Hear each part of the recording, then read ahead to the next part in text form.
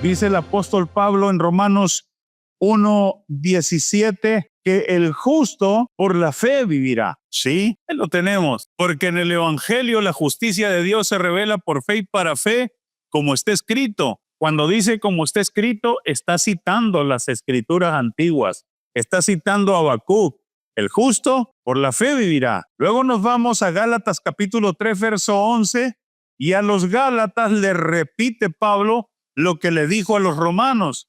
Dice, y que por la ley ninguno se justifica para con Dios, es evidente, porque otra vez la famosa frase del profeta Habacuc del Antiguo Testamento, el justo por la fe vivirá. Y nos vamos con otro escritor más del Nuevo Testamento. En este caso es el escritor de la epístola a los Hebreos y es Hebreos 10:38. Sí, mas el justo vivirá por fe. Si retrocediere no agradará mi alma.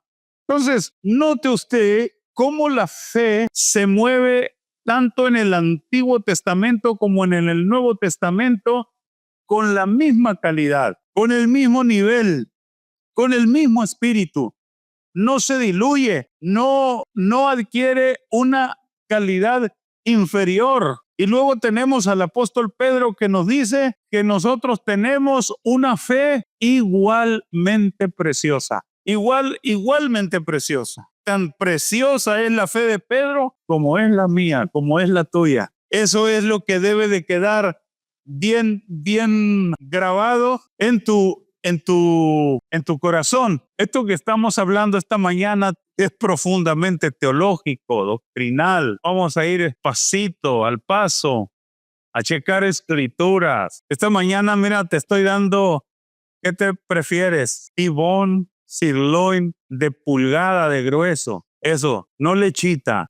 ¿Cómo te gusta? Término medio, 3/4, bien asado. Es carne, un bocado de carne que lo tenemos que comer despacito para saborearlo y para no ahogarnos. Hablemos ahora del ministerio de nuestro Señor Jesucristo. Esta humanidad, este mundo, ¿cuánto tiempo tuvo a nuestro Señor Jesucristo ministrando en la carne? Solamente lo tuvo 3 años, no más. Incluso si sumáramos los tiempos apostólicos que duraron 100 años, Juan murió el año 100. Es más, ni siquiera 100 años es poco, relativamente poco lo que tuvimos. Y a veces creemos que porque no abrevamos directamente de Jesús en los días de su carne y de los apóstoles en los días de su carne, insisto, nuestra fe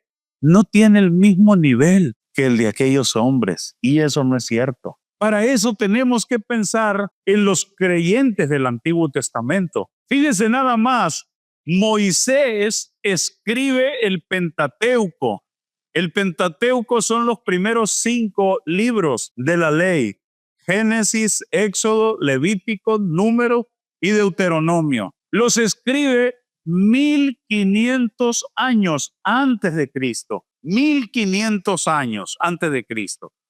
Pero eso no quiere decir que 1500 años de Cristo el mundo comenzó. No. Esto comienza mucho más atrás. Por ejemplo, la historia de la caída del hombre en el huerto del Edén, la historia de los antediluvianos, la historia antes del diluvio, la historia diluvio, la historia postdiluvio, la historia de la Torre de Babel, la historia de Abraham. Todas esas historias que son aproximadamente 3000 años antes de Cristo se narran durante 1500 años más o menos. Esas historias se narran de manera tradicional y oral y no cobran forma de escritura hasta que Moisés escribe el Pentateuco y empieza la escritura. Sin embargo, antes del diluvio, como dice el dicho, para muestra con un botón basta. Antes del diluvio existió un hombre que se llamó Enoc. Dice 7º en la genealogía desde Adán. Estaba muy cerca de Adán. Y este hombre lo sabemos por el escritor, por Judas. Judas el Tadeo. Por Judas, antes de Apocalipsis está la carta de Judas. No Judas el Iscariote, el traidor. Y Judas dice que Enoc, séptimo desde Adán, profetizó la venida de Cristo. Y no la venida de cuando Él vino en carne, la venida que tú y yo estamos esperando todavía futura. Dijo Enoc, séptimo desde Adán, dice, vi yo al Señor viniendo con sus santas decenas de millares desde allá. Aquel hombre está profetizando la venida de Jesús. O sea, esto que te estoy diciendo está tremendo, hermanos. Estamos hablando del ministerio en la carne de Jesús. Aquellos antiguos testamentarios vivieron sin conocer a Jesús, no conocieron a Jesús. Ellos vivieron, fíjate, con la mirada puesta en el futuro, en el Mesías que habría de venir. Sabían de un Mesías que iba a venir y ellos vivieron con su mirada puesta en el futuro. Nosotros, los de después de Cristo, tampoco lo conocimos como los antiguos testamentarios. Nosotros estamos viviendo con la mirada puesta en el pasado, en el Mesías que vino, en el Mesías que murió, el que dio su vida en la cruz del Calvario. Si notas, el antiguo testamentario con su mirada puesta en el futuro, en el Mesías que vendrá, nosotros con nuestra mirada puesta en el pasado, en el Mesías que ya vive. Y es ilógico que los del Antiguo Testamento piensen que su fe es de inferior calidad a la apostólica porque ellos no le conocieron. Y esto nos ayuda a entender, a reflexionar que si a ellos les pasa lo mismo, a nosotros debe de pasarnos exactamente igual, porque nosotros estamos viviendo con la mirada en el pasado, pero no le conocimos. Y como no le conocimos, como no le vimos ministrar, como no le escuchamos de viva voz sus enseñanzas, es válido que digamos, no, pues como yo no lo conocí, yo no lo vi actuar, yo no lo vi resucitar muertos, yo no estaba ahí cuando clamó en la tumba de Lázaro, Lázaro, sal fuera. Entonces mi fe no tiene la misma calidad de los testigos oculares. No. Pedro dice que es una fe igualmente preciosa. Te voy a decir por qué. Te voy a explicar por qué. Es igualmente preciosa. Gloria al Señor. Mira, para eso hablemos un poquito del Cristo preexistente. ¿Qué es eso?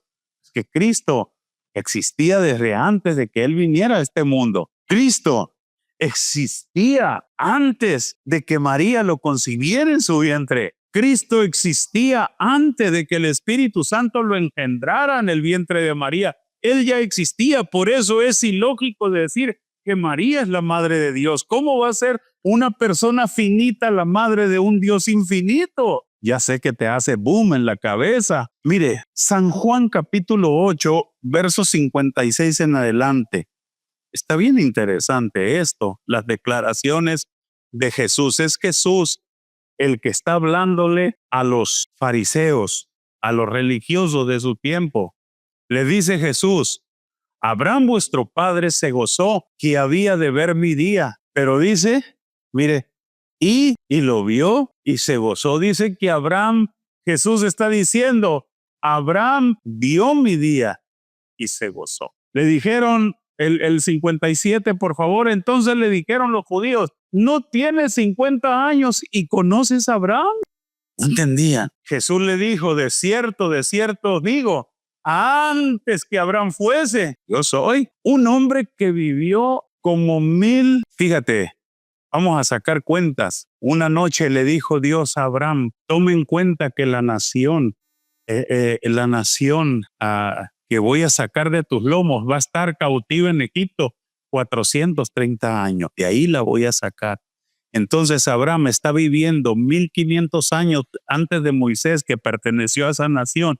Quiere decir que más o menos andamos entre 1900 y 2000 años. Abraham y Moisés no se pudieron ni siquiera conocer porque vivió más o menos como unos 500 años antes de Abraham, Moisés. Digo, Abraham vivió unos 500 años antes de Moisés. Y le dice, y tú todavía no tienes ni 50 y dices que conoces Abraham, le dicen a Jesús. Y Jesús le dice, antes de que Abraham fuera, yo soy preexistente, les está diciendo.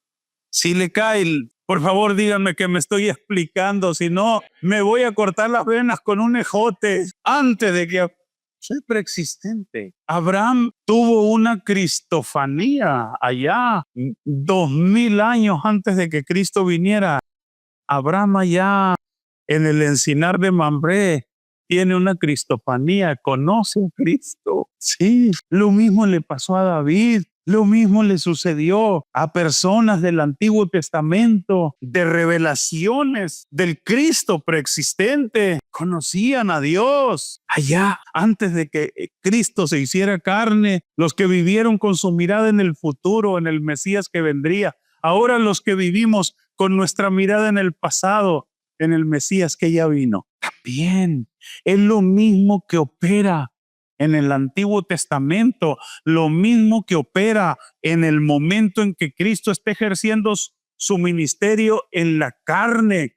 Es lo mismo que opera en nuestros días. Es lo mismo. Es lo que hace nuestra fe igualmente preciosa. ¿Y qué es eso? Espérame tantito, vamos a avanzar un poquito más. Martín Lutero decía estas palabras, el Deus Esconditum debe de hacerse el Deus Revelatum. ¿Por qué?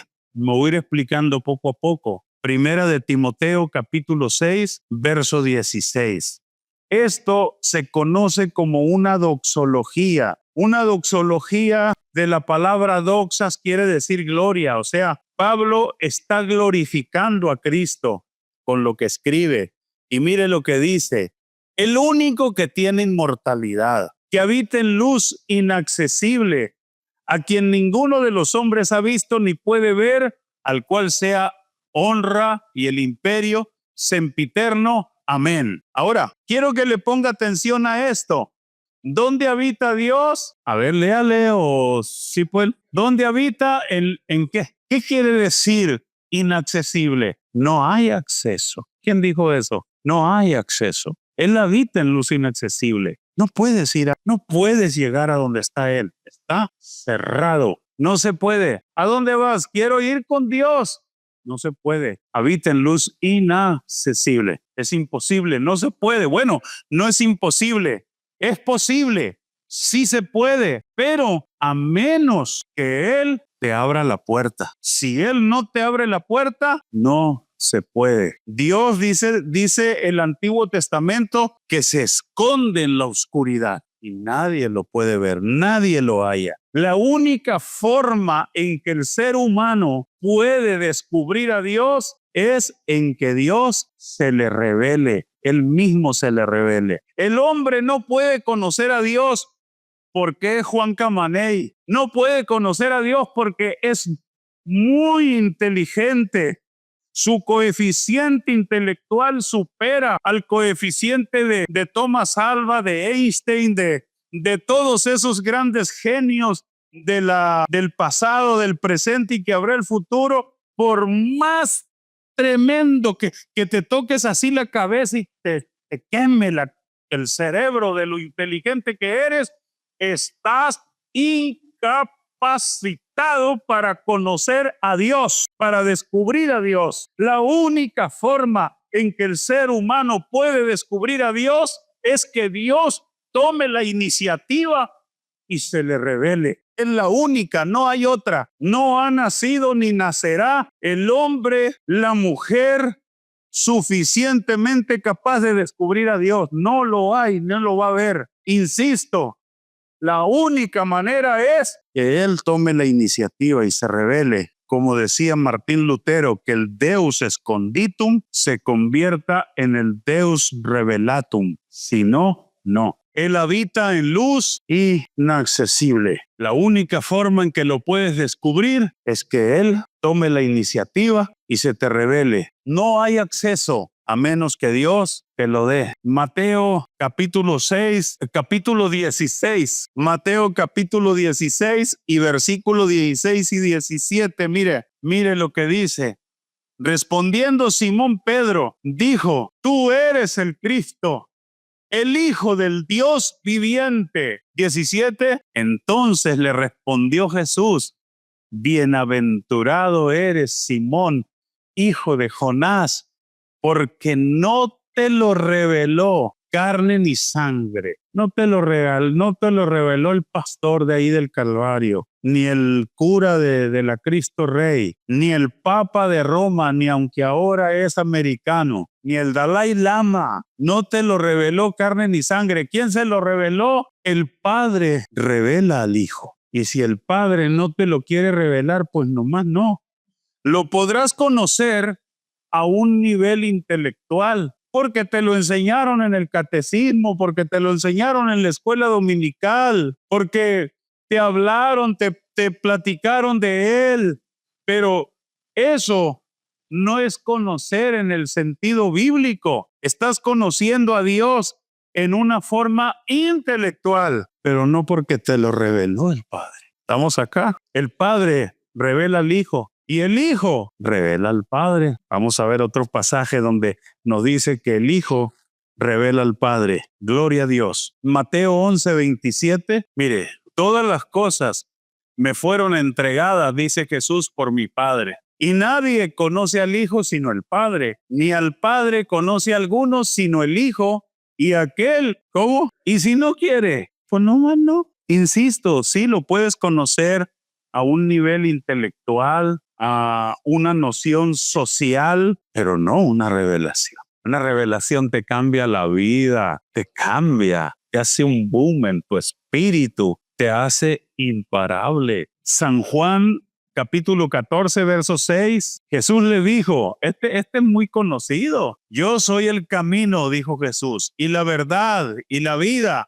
Y nadie viene al Padre porque Él revela al Padre. No hay un ritual ni de bautismo, ni de confirmación, ni de nada que yo pueda hacer para que conozcas al Padre, para que conozcas al Hijo. Lo vas a conocer al Hijo si el Padre te lo revela. Vas a conocer al Padre si el Hijo te lo revela, o viceversa. El Padre revela al Hijo, el Hijo revela al Padre, y los dos, Padre e Hijo, usan a un agente revelador. ¿Quién cree que es ese agente revelador? El Espíritu Santo. El Padre usa al Espíritu Santo para revelar al Hijo. El Hijo usa al Espíritu Santo para revelar al Padre. Y en tanto que el Espíritu Santo viene y te revela al Padre, te revela al Hijo, Él se expone a sí mismo en la autorrevelación y terminas conociendo también al Espíritu Santo. Estamos aquí. Todo eso está en la Biblia. Una vez que esté entendido esto, una vez que está comprendido esto, entonces razonamos, sacamos las conclusiones. El Espíritu Santo es el agente revelador y a veces caemos en el error de decir que el Espíritu Santo vino en el día de Pentecostés y no es cierto. El Espíritu Santo se derramó en el día del Pentecostés. El Espíritu Santo en el día del Pentecostés comenzó una nueva era en la iglesia, sí, pero el Espíritu Santo está en este mundo desde que este mundo es. El mundo estaba siendo creado y el Espíritu Santo estaba activo ahí. En el principio creó Dios los cielos y la tierra estaba desordenada y vacía, y el Espíritu de Dios se movía sobre la faz de las aguas. El Espíritu Santo ya está activo. ¿Quién crees entonces que le reveló a Abraham a Jesús? ¿Quién fue? El Espíritu Santo. ¿Quién crees que le reveló a David a Jesús?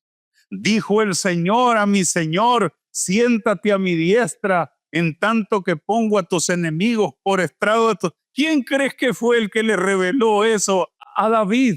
El Espíritu Santo. De hecho, el mismo Espíritu Santo que le reveló a Abraham, a David y a todos esos personajes antiguo testamentarios, en el momento, en los días de la carne de Jesús, quien le reveló a Pedro que Jesús era más que un simple carpintero, fue el Espíritu Santo, el agente de revelación que el Padre usó para revelarle a Pedro. En los días que Jesús estaba ministrando, la gran mayoría de personas conocían a Jesús.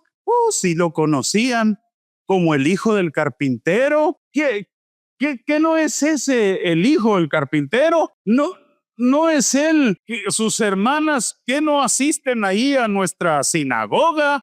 Pero más allá no lo conocían. Para ellos era el hijo del carpintero, pero no más, hasta ese nivel. Pero viene un buen momento en que viene el agente revelador enviado por el Padre, en que Pedro no lo conoce como el hijo del carpintero, no lo conoce como un rabino novedoso, lo conoce como el Cristo, el Hijo del Dios viviente. Eso cambia la vida. Su vida ya no puede ser la misma, su manera de pensar ya no puede ser igual, su teología se le sufrió un cambio, un giro de 360 grados a su concepción, su vida misma, su levantar, su andar, su caminar, ya no pudieron volver a ser las mismas desde que él supo por la revelación del Padre de que quien él andaba siguiendo era el Cristo, el Hijo del Dios viviente. ¿Estamos aquí? Pablo decía, aun si a Cristo conocimos según la carne, ya no lo conocemos así. Lo conocemos de acuerdo a la revelación del Espíritu. A los posteriores al Nuevo Testamento, a estas últimas generaciones, ¿usted cree que el Espíritu Santo nos trae una revelación del Padre y del Hijo más empobrecida? No es lógico, no me suena, no me hace cuadro. Tiene que tener la misma calidad que la revelación que le entregó a Abraham. Tiene que tener la misma calidad que la revelación que recibió David. Tiene que tener la misma calidad de revelación que le entregó a Pedro, a Pablo, a Juan. No puede ser que me hayan dado un Paco Rabanne pirata. El Espíritu Santo no hace eso. No puede ser que me hayan dado unos Nikes pirata. Pedro dice, es igualmente preciosa. Es igualmente de valiosa. Tiene el mismo poder. Tiene la misma función. Todo es cuestión de que la chambees. Todo es cuestión de que la administres correctamente. Es como un granito de mostaza. Pero mira, por ejemplo, yo tengo un grano de maíz. Imagínenselo. Este grano de maíz lo agarro, lo siembro. En 8 días, ¿qué tengo? Ingeniero, una raicecita. En un mes, ¿qué tengo? Una plantita. ¿Cuánto dura para echar elote? 3, 4 meses. 4 meses, 5, 6 meses. ¿Qué tengo? Una planta adulta de maíz ya sazona con unos 3, 4 mazorcas, sazona secándose de 14 carreras llenas de grano. Yo pregunto, ¿quién le enseñó a ese grano de maíz a hacer eso? Y por supuesto no puede haber otra respuesta. Dios lo hizo. Dios me dio ese grano de maíz con todo un paquete genético para hacer todas esas funciones, ¿sí o no? Entonces tú viniste a Cristo y Él te dio un granito de mostaza. Y es la más pequeña de todas las hortalizas, pero luego crece y se hace árbol, el más grande de todas las hortalizas, donde vienen las aves del... O sea, crece. Pero ¿qué estamos haciendo con la fe? ¿Qué estamos haciendo? No la estamos trabajando, no la estamos administrando, no la estamos ejerciendo. Dios espera que hagamos eso. ¿Por qué? Porque es igualmente preciosa que la de Pedro. Es una fe que te puede hacer caminar por el agua. Es una fe que te puede hacer resucitar a una muchacha. Es una fe que te ayuda a vivir el día a día en victoria. Sí, pero pues, ¿qué hay que hacer? Bueno, primero, Él habita en luz inaccesible. Y si no me abre la puerta, si no me da el acceso, nomás no puedo. Pero quiero decirte, estoy ya terminando. A Dios le gusta que lo busquemos. Tenía, yo creo, uno que era muy pequeño. Bueno, lo suficientemente grande para razonar. Cuando miré la película de Noé, en aquellos tiempos recién llegada la luz al zaguaral, aquellas televisiones blanco y negro que las apagabas y le quedaba un puntito luminoso toda la noche ahí. Me impresionó Noé, que salía, oraba a Dios y Dios callaba, no le respondía porque él habita en luz inaccesible. Un día le abrió y le mostró el juicio que traía y le dijo que quería que le hiciera un arca donde se salvara él, su familia, los animales, y pues le da todas esas indicaciones. Y yo con mi mente infantil, por eso dice el Señor, ¿verdad? Que seamos como niños, porque no tenemos problemas con cuestionamientos de adultos. Y ahí estoy. Y ese día llegué a una conclusión. Dije, si Dios le habló a ese hombre, un día me tiene que hablar a mí si yo salgo todos los días a buscarlo al campo. Y empezó mi búsqueda. Para no hacerte larga la historia, no dejé de orar una sola noche. Padre nuestro que estás en los cielos, Santa María, Madre de Dios, y todo lo que mis hermanas me habían enseñado, porque yo quería que Dios me hablara. Y así tuve contacto con la palabra de Dios, le oré a Dios, le dije, dame un libro, quiero saber qué hay ahí. Me llegó un libro, una Biblia, la leí, aprendí a orar y aprendí a ayunar en la Biblia y seguía, la puerta seguía cerrada, no se abría. Él habita en luz inaccesible. No puede decir uno, yo porque le conocí, no. Una noche, enfadado en mi vagancia, me fui a mi casa a dormir. Cuando llegué a mi casa, el cuarto que compartía con mis dos hermanos, mayor que yo uno, menor que yo el otro, no estaban, no sé a dónde andarían. Dije, buen momento para orar, porque no me gustaba que me vieran orando. Y me puse a orar esa noche. Esa noche, mientras oraba, él trajo a mi mente el Salmo 139. ¿A dónde me iré de tu espíritu? ¿A dónde huiré de tu presencia? Si subo a los cielos, ahí estás tú. Si bajare a lo profundo, he aquí que aún ahí me guiará tu mano, me asirá tu diestra. Si tomo las alas del alba, aún ahí me guiará tu mano, me asirás tu diestra. Si dijere ciertamente las tinieblas me encubrirán, aún la noche resplandece como de día. Lo mismo te son las tinieblas que la luz. Y ahí postrado de rodillas, mientras que pasaba ese salmo por mi mente, yo dije, atiné a decir, Dios, tú estás en todas partes. Si estás en todas partes, estás aquí. Y se abrió la puerta. El que habita en luz inaccesible me abrió la puerta.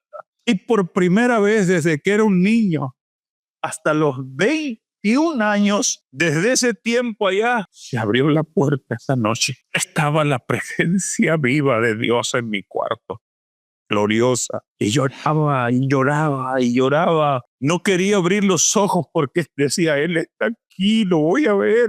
Tenía un terror porque era demasiada santidad para este pecador. Me sentía tan sucio, tan cochino.